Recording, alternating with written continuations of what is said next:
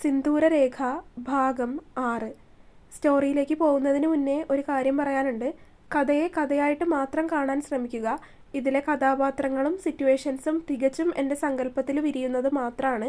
അല്ലാതെ ഇതുമായിട്ട് ആരുടെയും കുടുംബത്തിനോ എൻ്റെ കുടുംബത്തിനോ യാതൊരു ബന്ധമില്ല എന്ന് പറഞ്ഞുകൊള്ളുന്നു. അപ്പോൾ നമുക്ക് സ്റ്റോറിയിലേക്ക് പോകാം. ഇനി രണ്ടുപേരും ഒരുമിച്ച് മാത്രമുള്ള ഫോട്ടോസ് എടുക്കാമെന്ന് ഫോട്ടോഗ്രാഫർ പറഞ്ഞപ്പോൾ തന്നെ മനുവിൻ്റെ മുഖം മാറിയിരുന്നു. അതൊന്നും വേണ്ട, ഇപ്പോൾ തന്നെ ഇത് ഒരുപാടായി. മനു അതിന് യാതൊരു താല്പര്യവും പ്രകടിപ്പിച്ചില്ല. അവന് അല്ലെങ്കിൽ തന്നെ ഫോട്ടോ എടുക്കുന്നതും മറ്റു കാര്യങ്ങളും ഒന്നും അത്ര ഇഷ്ടമല്ലാത്ത കാര്യമാണ്.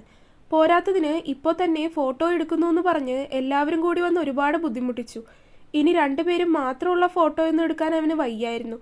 പക്ഷേ ഫോട്ടോഗ്രാഫർമാർ വിടാൻ ഭാവമില്ലാത്തതുപോലെ വീണ്ടും അവനോട് ചോദിച്ചുകൊണ്ടിരിക്കുകയാണ്. എന്താ എന്താ ഇവിടെ പ്രശ്നം? അപ്പോൾ തന്നെ ഉണ്ണി സംഭവ സ്ഥലത്തേക്ക് എത്തിയിട്ടുണ്ട്. സാർ, നിങ്ങൾ തന്നെ ഈ സാറിനോടൊന്ന് പറഞ്ഞ് മനസ്സിലാക്ക്. കല്യാണത്തിന് മുന്നേയുള്ള സേവ് ദ ഡേറ്റ് എടുക്കാനുള്ള സമയമൊന്നും നമുക്കില്ല. അതുകൊണ്ട് ഈ ഒരു വേഷത്തിൽ തന്നെ ഫോട്ടോ എടുക്കുവാണെങ്കിൽ നമുക്കത് സേവ് ദ ഡേറ്റ് ഫോട്ടോ ആയിട്ട് ഉപയോഗിക്കാൻ പറ്റും. പിന്നെ ഇതൊക്കെ ഒരു മെമ്മറീസ് അല്ലേ. ഈ സാറിന് രണ്ടുപേരും ഒരുമിച്ചുള്ള ഫോട്ടോ ഒന്നും എടുക്കണ്ടെന്നൊക്കെയാണ് പറയുന്നത്. ഫോട്ടോഗ്രാഫർ ഉണ്ണിയോട് കാര്യം പറഞ്ഞു. മനുവിൻ്റെ അടുത്ത് നിന്നും മാറി നിന്നാണ് പറഞ്ഞത്. ഉണ്ണി സോഫയിലിരിക്കുന്ന മനുവിനെയും അമ്മാളുവിനെയും ഒന്ന് നോക്കി. രണ്ടുപേരും ആലുവ മണപ്പുറത്ത് വെച്ച് കണ്ട പരിചയം പോലും ഇല്ലാത്ത രീതിയിലാണ് ഇരിക്കുന്നത്.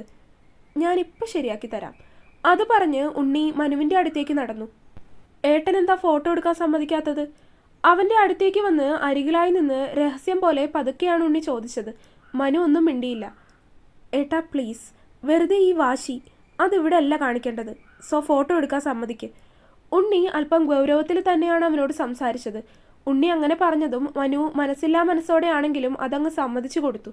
അങ്ങനെ ഭക്ഷണം കഴിക്കുന്നതിന് മുൻപായിട്ട് ഫോട്ടോ എടുക്കാനെന്ന് പറഞ്ഞ് ഇറങ്ങി. ഉണ്ണി, മനു, സംസ്കൃതി, ഫോട്ടോഗ്രാഫേഴ്സ് എല്ലാവരും കൂടിയാണ് ഒരു സ്ഥലത്തേക്ക് പോയത്. ഗ്രാമം ആയതുകൊണ്ട് ഫോട്ടോ എടുക്കാനൊക്കെ ഒരുപാട് സ്ഥലങ്ങളുണ്ടായിരുന്നു. എവിടെ നിന്ന് എടുക്കണം എന്ന് തീരുമാനിക്കാനായിരുന്നു പാട്. കാരണം ചുറ്റിനുമുള്ള സ്ഥലങ്ങളെല്ലാം അത്രയും നല്ല സീനറികളും നല്ല നേച്ചർ ഫ്രണ്ട്ലി ആയിട്ടുള്ള സ്ഥലങ്ങളുമായിരുന്നു. രണ്ടുപേരും ആ ഗ്രാമീണതയ്ക്ക് ചേരുന്ന രീതിയിലുള്ള ഡ്രസ്സിങ് കൂടെ ആയതും എല്ലാം കൊണ്ടും നല്ല സെറ്റായിരുന്നു. ഉച്ചസമയം ആയതുകൊണ്ട് പാടത്ത് ഷൂട്ട് പറ്റില്ല. പക്ഷേ പാടത്തിനോട് ചേർന്നൊരു വലിയ ആൽമരം നിൽക്കുന്നുണ്ടായിരുന്നു. അവിടെ ആകുമ്പോൾ അത്യാവശ്യം തണലും ഉണ്ടാകും, വെളിച്ചവും ഉണ്ടാകും. അത് പറഞ്ഞ് എല്ലാവരും ചേർന്ന് അങ്ങോട്ടേക്കാണ് പോയത്. ഉണ്ണി പറയുന്നതിനനുസരിച്ച് ഒന്നും മിണ്ടാതെ മനു എല്ലാത്തിനും നിന്ന് കൊടുക്കുക മാത്രമാണ് ചെയ്തത്. ഫോട്ടോ എടുക്കുന്നതിലോ പോസ് ചെയ്യുന്നതിലോ ഒന്നും അവൻ അവൻ്റേതായ അഭിപ്രായങ്ങളൊന്നും ഉണ്ടായിരുന്നില്ല. അത് സംസ്കൃതിക്കും അങ്ങനെ തന്നെയായിരുന്നു. ഫോട്ടോഗ്രാഫർ എന്ത് പറയുന്നു അല്ലെങ്കിൽ ഉണ്ണി എങ്ങനെ പറയുന്നു അതിനനുസരിച്ച് രണ്ടുപേരും ഓരോ രീതിയിൽ നിന്നൊക്കെ ഫോട്ടോ എടുക്കുന്നുണ്ട്. ഇനി ഏട്ടൻ ഏട്ടത്തിയുടെ പിന്നിലൂടെ ഇങ്ങനെ പിടിച്ചു നിൽക്ക്. രണ്ടുപേരും രണ്ട് ദിശയിലേക്ക് നോക്കി നിൽക്കുന്നതും ഒരിടത്ത് നിൽക്കുന്നതും ഒക്കെ എടുത്തു കഴിഞ്ഞപ്പോൾ ഉണ്ണിയാണ് അങ്ങനെ ഒരു അഭിപ്രായം പറഞ്ഞത്. ഏയ് അതൊന്നും വേണ്ട. മനു അപ്പോൾ തന്നെ അത് എതിർത്തോണ്ട് പറഞ്ഞു. എന്ത് വേണ്ടെന്ന്? ഇതൊക്കെ അടിപൊളി പോസാണ്. ഏട്ടൻ മര്യാദയ്ക്ക് വന്ന് നിൽക്കാൻ നോക്ക്.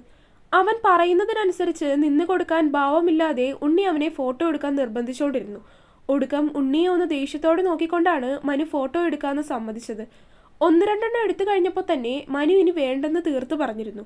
അവൻ്റെ ആ പ്രവൃത്തി ഫോട്ടോഗ്രാഫർമാർക്കടക്കം ആർക്കും ഇഷ്ടമല്ലായിരുന്നു. ഉണ്ണിയും അവനെ ദേഷ്യത്തോടെ തന്നെയാണ് നോക്കിയത്. എന്തൊക്കെയായാലും കാര്യങ്ങൾ ഇവിടെ വരെ എത്തി. എന്നിട്ട് ഈ സമയത്ത് ഇങ്ങനെ ഒന്നും അറിയാത്ത ഇവരോടൊക്കെ ദേഷ്യപ്പെടുന്നത് എന്തിനാണ് എന്നാണ് അവൻ്റെ മനസ്സിലുണ്ടായിരുന്നത്. മനുവിനെ ഒന്ന് ദേഷ്യത്തോടെ നോക്കിക്കൊണ്ടാണ് ഉണ്ണി തിരികെ കാറിലേക്ക് കയറിയത്. അവൻ സംസ്കൃതിയുടെ മുഖത്തേക്ക് ഒന്ന് നോക്കി. അവളുടെ മുഖവും ആകെ വല്ലാതിരിക്കുകയാണ്. തിരികെ വീട്ടിലെത്തി ഭക്ഷണമൊക്കെ കഴിച്ച് വൈകുന്നേരം ആയപ്പോഴേക്കുമാണ് എല്ലാവരും തിരികെ വീട്ടിലേക്ക് പോയത്. കാറിലിരിക്കുമ്പോഴും ഉണ്ണി ആരോടും ഒന്നും സംസാരിച്ചില്ല. ഉണ്ണി ഒന്നും സംസാരിക്കാതിരുന്നത് കൊണ്ട് തന്നെ മനുവും അമ്മയും ഒക്കെ സൈലൻ്റ് ആയിരുന്നു. വീട്ടിലെത്തിയിട്ട് ഏട്ടനോടൊന്ന് കാര്യമായിട്ട് തന്നെ സംസാരിക്കണം എന്നുണ്ണി മനസ്സിൽ തീരുമാനിച്ചു. വീട്ടിലെത്തിയപ്പോഴേക്കും ഏകദേശം വൈകിട്ട് 6 മണിയായിട്ടുണ്ടായിരുന്നു. കുളിച്ചൊന്ന് റെസ്റ്റൊക്കെ എടുത്തു കഴിഞ്ഞിട്ട് ഉണ്ണി മനുവിനെ കാണാനായി അവൻ്റെ മുറിയിലേക്കാണ് ചെന്നത്.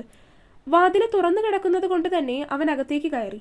മുറിയിൽ അവനെ കാണാതെ വന്നതും അവൻ ആത്മാവിനുള്ളിലായിരിക്കുമെന്ന് ഉണ്ണിക്ക് പെട്ടെന്ന് തന്നെ മനസ്സിലായിരുന്നു. ഏട്ടാ, അവൻ പുറത്തുനിന്ന് തന്നെ അകത്തേക്ക് വിളിച്ചു. മറുപടിയൊന്നും ഉണ്ടായില്ലെങ്കിലും കുറച്ചു സമയം കഴിഞ്ഞപ്പോൾ മനു അതിൻ്റെ ഉള്ളിൽ നിന്ന് വാതിൽ തുറന്നിറങ്ങി വന്നു. തലയിലെ മുടി മുഴുവനായി ഉയർത്തി കെട്ടിവെച്ച് ഒരുമാതിരി വേഷമൊക്കെ ഇട്ട് കയ്യിലും ദേഹത്തും ഒക്കെ നിറയെ പെയിൻ്റായിട്ടാണ് അവൻ ഇറങ്ങി വന്നത്. ഡോക്ടർ മാനവ് വർമ്മ തിരക്കിലാണോ? തീർത്തും ഗൗരവത്തോടെ ഉണ്ണി അവനോട് ചോദിച്ചു. ഡോക്ടർ മാനവ് വർമ്മ തിരക്കിലല്ല, പക്ഷേ ആർട്ടിസ്റ്റ് മാനവ് വർമ്മ തിരക്കിലാണ്.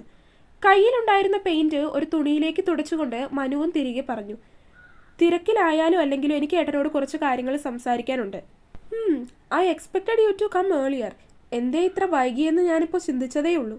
മനു പറഞ്ഞതും ഉണ്ണി അവനെ വെറുതെ നോക്കിയതല്ലാതെ ഒന്നും മിണ്ടിയില്ല. കയ്യിലുള്ള പെയിന്റൊക്കെ തുടച്ചു കഴിഞ്ഞതിന് ശേഷം മനു ബാൽക്കണിയിലേക്കിരുന്നു.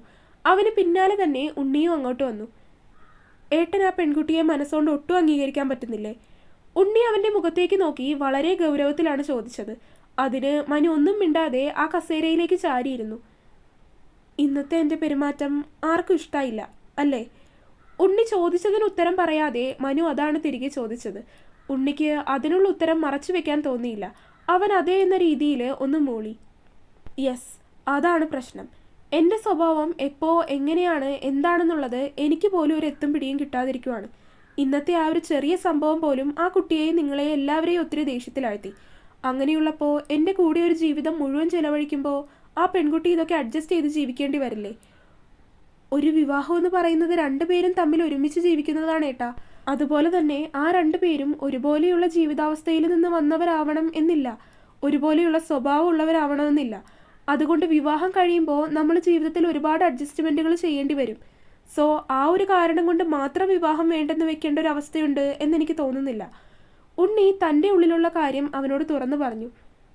ഉണ്ണി ഒരെങ്കിലും ഇല്ല ഏട്ടാ. ഈ മനസ്സിൽ കിടക്കുന്ന ചിന്തകളൊക്കെ ആദ്യം ഒന്നെടുത്ത് മാറ്റ്.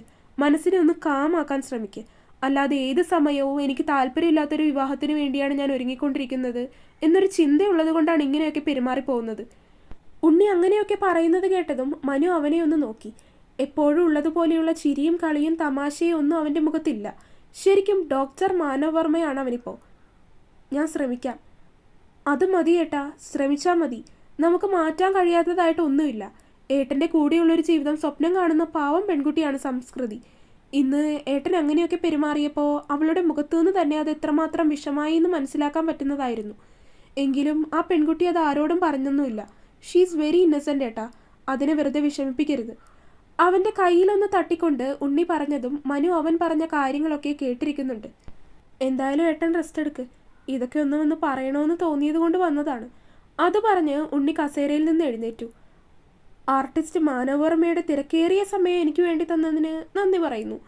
ഒന്നും മിണ്ടാതിരിക്കുന്ന മനുവിൻ്റെ മുഖത്ത് ഒന്ന് കുത്തിക്കൊണ്ട് ഉണ്ണി പുറത്തേക്കോടി. അത് കണ്ടതും മനുവിൻ്റെ മുഖത്ത് അറിയാതെ തന്നെ ഒരു പുഞ്ചിരി വിരിഞ്ഞിരുന്നു. അവൻ പോയി കഴിഞ്ഞപ്പോഴേക്കും മനുവിൻ്റെ ഉള്ളിൽ അവൻ പറഞ്ഞ കാര്യങ്ങൾ തന്നെ ഇങ്ങനെ നിറഞ്ഞു നിൽക്കുകയായിരുന്നു. അവിടെ വെച്ച് അങ്ങനെ പെരുമാറിയെങ്കിലും പിന്നീട് അതിനെക്കുറിച്ച് ആലോചിച്ചപ്പോൾ അങ്ങനെ ചെയ്യേണ്ടിയിരുന്നില്ല എന്ന് തന്നെ മനസ്സ് തന്നെ ഒരുപാട് തവണ തന്നോട് പറഞ്ഞു കഴിഞ്ഞു. ചെയ്തത് തെറ്റായിപ്പോയി എന്ന് പിന്നീട് തിരിച്ചറിഞ്ഞിരുന്നു. അവൻ്റെ നോട്ടം കയ്യിൽ കിടക്കുന്ന മോതിരത്തിലേക്കൊന്ന് പോയി. സംസ്കൃതി എന്ന് കൊത്തിയിരിക്കുന്ന മോതിരത്തിലേക്ക് അവനൊന്ന് നോക്കി. വലിയ പേരായതുകൊണ്ട് തന്നെ ആ ഒരു സൈഡ് മുഴുവൻ പേരുകൊണ്ട് നിറഞ്ഞിട്ടുണ്ട് മോതിരത്തിൻ്റെ. അതൊക്കെ അവൻ ഇപ്പോഴായിരുന്നു ശ്രദ്ധിക്കുന്നത്. കയ്യിൽ നിറയെ പെയിൻ്റ് ആണെങ്കിലും അതിനിടയിൽ ആ മോതിരം തിളക്കത്തോടെ നിൽക്കുന്നുണ്ടായിരുന്നു. അതിലേക്ക് നോക്കിയൊന്ന് നിശ്വസിച്ചുകൊണ്ട് അവൻ വീണ്ടും അവൻ്റെ ജോലി തുടർന്നു. നിശ്ചയത്തിന് 2 ദിവസത്തിന് ശേഷമാണ് വിവാഹത്തിനുള്ള ഡ്രസ്സുകളൊക്കെ എടുക്കാൻ പോകാൻ തീരുമാനിച്ചിരിക്കുന്നത്. 10 മണിയാകുമ്പോഴേക്ക് ഇറങ്ങിയാൽ ഉച്ച കഴിയുമ്പോഴേക്കും നമുക്ക് ഡ്രസ്സൊക്കെ എടുത്ത് തിരികെ വരാനാവൂ. കേട്ടോ മനു? രാവിലെ ഭക്ഷണം കഴിച്ചുകൊണ്ടിരിക്കുന്ന സമയത്ത് അമ്മ പറഞ്ഞതും മനു അത് കേട്ട് തലയാട്ടുക മാത്രമാണ് ചെയ്തത്. അങ്ങനെ എല്ലാവരും കൂടി അത്യാവശ്യം വലിയൊരു കടയിൽ തന്നെയാണ് ഡ്രസ്സൊക്കെ എടുക്കാനായി പോയത്. ആദ്യം തന്നെ മനുവിന് ഉണ്ണിക്കുള്ള ഡ്രസ്സ് എടുക്കാനാണ് കയറിയത്. മനു കെട്ടിൻ്റെ സമയത്ത് ഉടുക്കാനുള്ള മുണ്ടും ദേഹത്തിടാനുള്ള മുണ്ടും ഒക്കെ വാങ്ങി. അതൊക്കെ വേഗം കഴിഞ്ഞിരുന്നു. അതിനുശേഷം അവനുള്ള ഷർട്ടും മറ്റുമൊക്കെ നോക്കാനാണ് പോയത്. ഉണ്ണി എവിടെ? അമ്മയും മനുവും ചേർന്ന് ഒരു ഷർട്ട് എടുത്ത് അത് വെച്ച് നോക്കിയിട്ട് ഉണ്ണിയോട് അഭിപ്രായം പറയാൻ തിരിഞ്ഞു നോക്കിയപ്പോഴാണ് പിന്നിൽ അവനെ കാണുന്നില്ലെന്ന് മനസ്സിലാക്കിയത്. തുടരും. അപ്പോൾ വീഡിയോ കണ്ടവരെല്ലാവരും വീഡിയോ ലൈക്ക് ചെയ്യുക. നിങ്ങളുടെ അഭിപ്രായങ്ങൾ എന്തായാലും അത് കമൻറ്റായിട്ട് അറിയിക്കുക. ചാനൽ സബ്സ്ക്രൈബ് ചെയ്യാത്തവരുണ്ടെങ്കിൽ സബ്സ്ക്രൈബ് ചെയ്യുക. അടുത്ത പാർട്ടായിട്ട് നാളെ വരാട്ടോ. ബൈ.